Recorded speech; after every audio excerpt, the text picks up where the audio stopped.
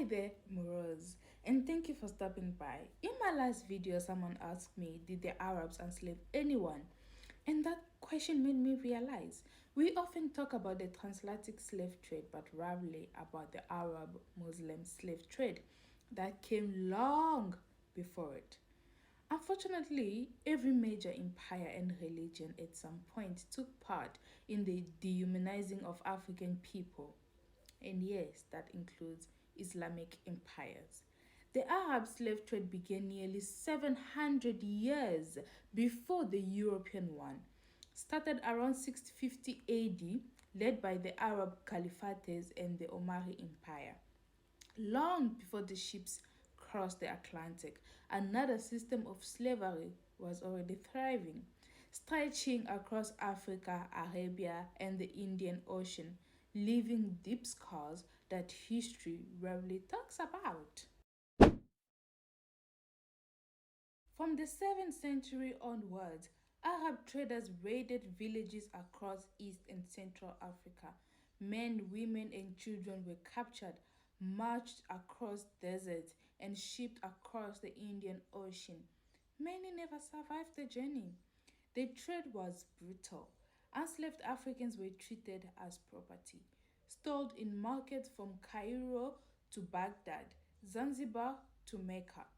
Men were often castrated to prevent rebellion or preserve them from from a palace service. Many died from the procedure. Women were taken as concubines, servants, or domestic slaves. Punishments for escape or defiance included flogging, mutilation, or execution. The word Arab originally referred to the people of the Arabian Peninsula, mainly in what is now Saudi Arabia, Yemen, Oman, and the Gulf region. Over centuries, as Islam spread, Arab became a cultural, linguistic identity rather than a single race. So, early Arabs were mostly brown skinned, some dark, especially those from southern Arabian Peninsula, Yemen, and Oman. Northern Arabs, like those in Syria or Iraq, were lighter on average. Many Arabs in East Africa or the Red Sea region had mixed African ancestry.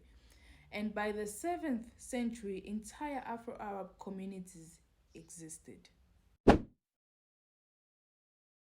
Major powers involved included the the Umayyad Caliphate, the Abbasid Caliphate, the Ottoman Empire, the Sultanate of Oman, and Zanzibar Sultanate.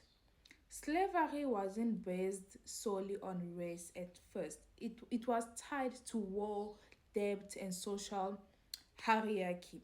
Though over time Africans became racially targeted, many of the Arab traders were not light skinned as we might imagine today. They range from brown to black, especially those from Yemen, Oman, and Sudan. Many of the Arabs who traded or owned slaves were themselves dark skinned or black, particularly in the East Africa and Sudan.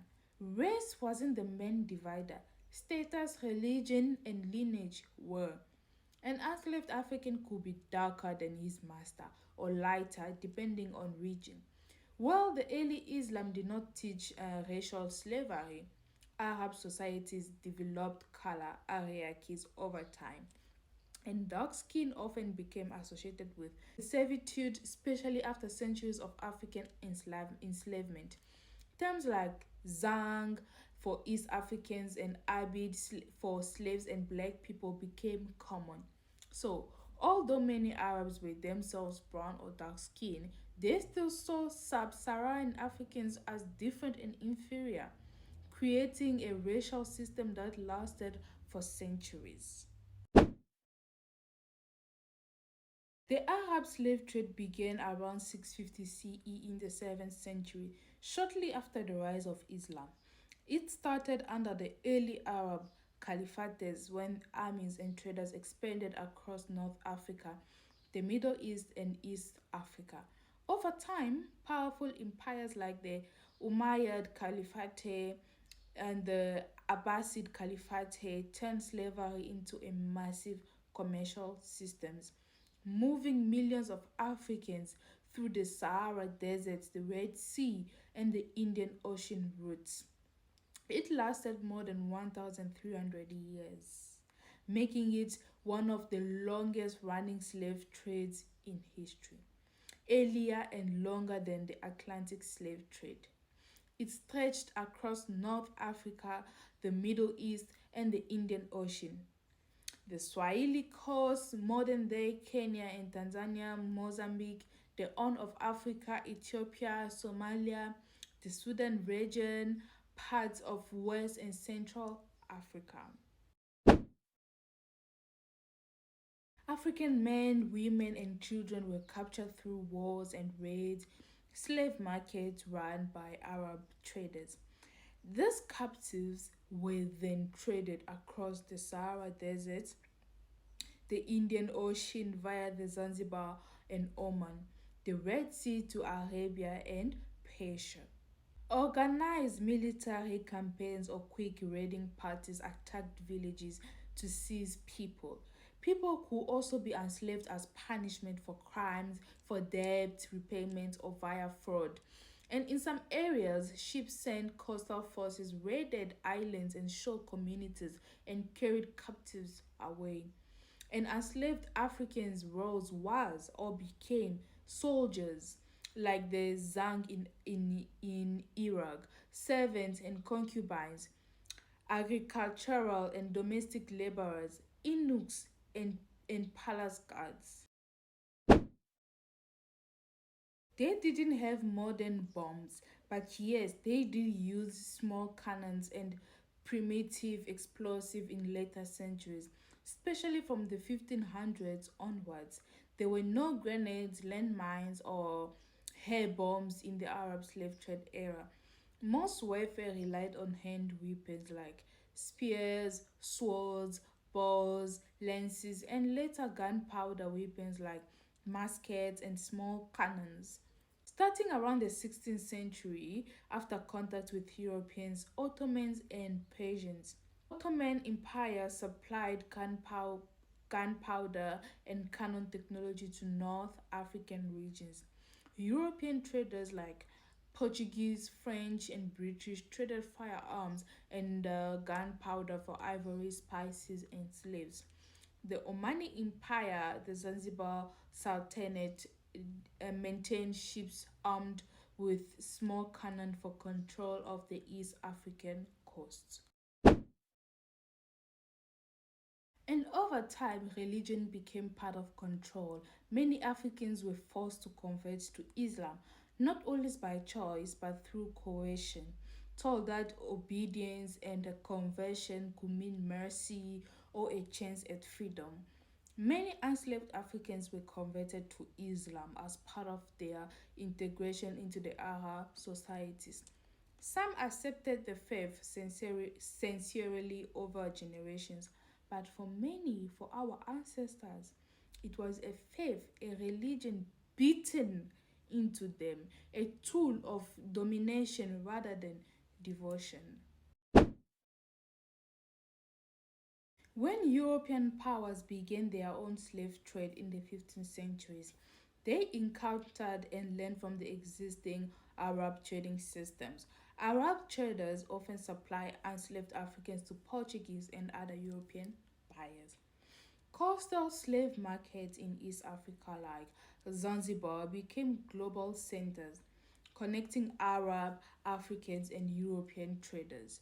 The Zanzibar Sultanate, ruled by Arab elites from Oman, was deeply involved in the trade until it was officially abolished by the Britain in 1873. The trade declined through the 19th and early 20th centuries due to European abolishing movements, British naval blockades in the Indian Ocean, colonial bans on slavery, and pressure on Arab states to formally outlaw it. However, remnants continued illegally in parts of Arabia, Yemen, and Oman until the 20th century. Saudi Arabia didn't abolish slavery officially until 1962 people. The slave trade continued more than 1,000 years, outlasting the European slavery, hidden behind silence and denial. Its legacy remains in the shadows today, from the kafala system that traps Africans and Asian workers in modern servitude to the lingering color of hierarchies across parts of the Middle East and Africa. The Middle East and Africa. Millions suffered, millions died, and their stories still demand to be told.